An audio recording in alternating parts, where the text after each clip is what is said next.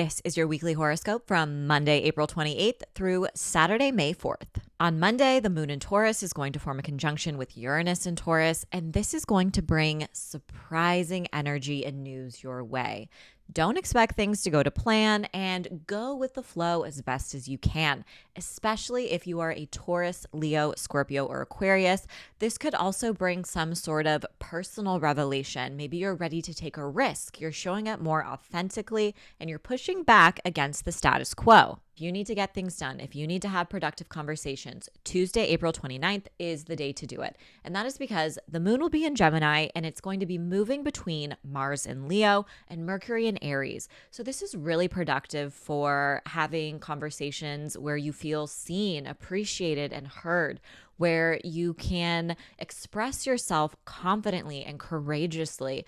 You also are motivated to get a lot done today. So this is really a great day to cross things off of your to-do list and to send important messages or have conversations that you've been wanting to have, because it's more likely that people are going to be receptive, understanding, or at least listening to what you have to say. On Wednesday, April 30th, Venus, the planet of love, relationships, values, enters fierce fire sign Aries. And this is going to bring you back to February 3rd, which was the last time that Venus sat at this same exact point in the sky. So this is actually wonderful energy for going after who and what you desire. Some of your romantic connections can fizzle out quickly. You could feel an instant spark, but it might not have that staying power. So there's a little bit of that. But it does give you courage and confidence to embody your values and to stand up for what you believe in. This is wonderful energy for activism work and for making a difference and being the change you wish to see in this world. And for being the change you wish to see in this world. Now, we haven't talked about Mars retrograde for quite some time because the retrograde ended in February. However, we have been moving through the post-retrograde shadow period. And on Thursday, May 1st, Mars exits that period.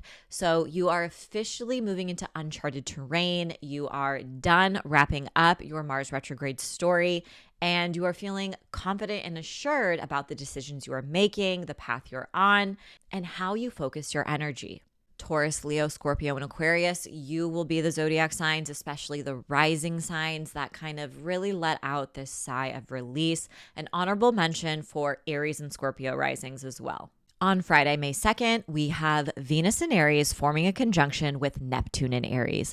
Now, this is the first time that Venus has ever formed a conjunction with Neptune while it's been in the sign of Aries since we've been alive. And that's because Neptune has just recently entered the sign of Aries. So for the first time since 1861, Neptune moved into Aries on March 29th or the 30th. I can't remember because it's all a blur. But we are in uncharted terrain, and Venus is the planet of relationships, our values, our creative desires. Neptune is a planet of compassion, spirituality, illusion, and also our emotions. So sometimes when Neptune has this strong influence on other planets, it really blurs our boundaries. It's also a lot easier to give in to some of your anxieties, your fears, your projections. And so this isn't the best day to make sound decisions, especially regarding your finances or your relationships. But it is a great day to be curious about the feelings that come up for you.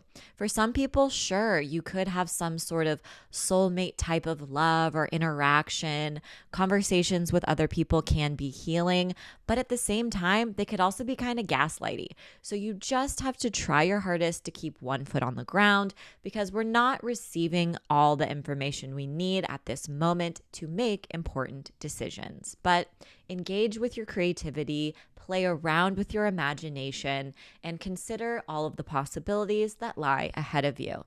This is also going to bring us back to themes, topics, conversations on April 17th, and that's because that is when Mercury met with Neptune at the same point in the sky. So now we have Venus tracing over those steps and bringing some sort of new development. On Saturday, May 3rd, we have the moon in Leo, and it is going to be forming an opposition with Pluto in Aquarius and then a conjunction with Mars in Leo. And this is going to reactivate that Mars-Pluto opposition that took place on April 26th. So think about themes and topics that came up for you on that time and that period because they are resurfacing on Saturday.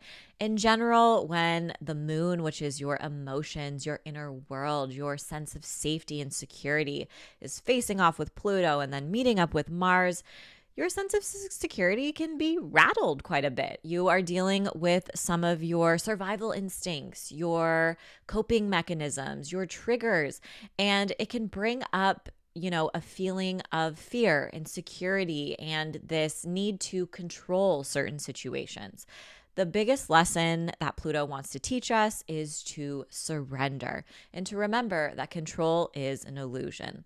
Ultimately, Pluto can test your resilience and it helps you reclaim your power by befriending your shadow side and releasing this false sense of control. On Sunday, May 4th, we have some more Plutonic energy when Pluto goes retrograde in Aquarius. And this is going to be a turning point for your psyche, for your relationship with power, control, jealousy, manipulation, your shadow side. Secrets could be revealed. You could have some sort of personal moment of self-awareness. Some sort of healing could take place. And in general, surface stuff isn't really going to suffice. You are diving deep and you are ready to reflect on your relationship with transformation. On the same day, at 14 degrees, we have the first quarter moon in Leo. And first quarter moons are all about action, initiation, and taking that first step. So it's going to bring us back to the new moon that just took place, the new moon in Taurus. That was on April 27th. So think about the intentions you set around that time. This is your moment to pass go, collect $200, and make your move. In Leo, this moon wants you to take up space. It wants you to embody confidence and to share your gifts and talents with the world and the collective. This is the first step to bringing some of your dreams and manifestations into your life. If you want to know how all of this planetary energy is going to affect you, your zodiac sign, your rising sign, you can tune into my podcast, Daily Horoscope for Your Zodiac Sign with Stephanie Campos. Thanks so much and see you next week.